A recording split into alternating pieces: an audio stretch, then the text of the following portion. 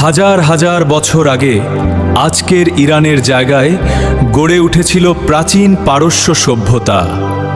মরুভূমি ও পাহাড়ের মাঝে এই সভ্যতা ধীরে ধীরে শক্তিশালী হয়ে ওঠে। পারস্য সাম্রাজ্যের রাজধানী ছিল বিখ্যাত পার্সেপলিস। এখানে রাজাদের প্রাসাদ এবং বিশাল পাথরের স্থাপনা ছিল। তার শাসনামলে পারস্য সাম্রাজ্য এশিয়া এবং আফ্রিকার অনেক জায়গায় ছড়িয়ে পড়ে। পারস্য রাজাদের প্রাসাদ শিল্পকলা এবং স্থাপত্য পুরো বিশ্বে বিখ্যাত ছিল। 7ম শতাব্দীতে মুসলিম আরবরা পারস্য জয় করে।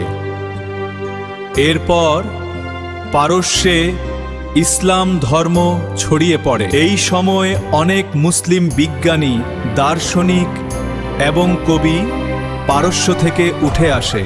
সাফাভিদ সাম্রাজ্যের সময় ইরান একটি শক্তিশালী ইসলামী রাষ্ট্রে পরিণত হয়। পারস্যের বাজার, কার্পেট, সংস্কৃতি এবং শিল্প পুরো বিশ্বে বিখ্যাত ছিল। কাজার রাজবংশের সময়ে ইরানে আধুনিকতার শুরু হয়।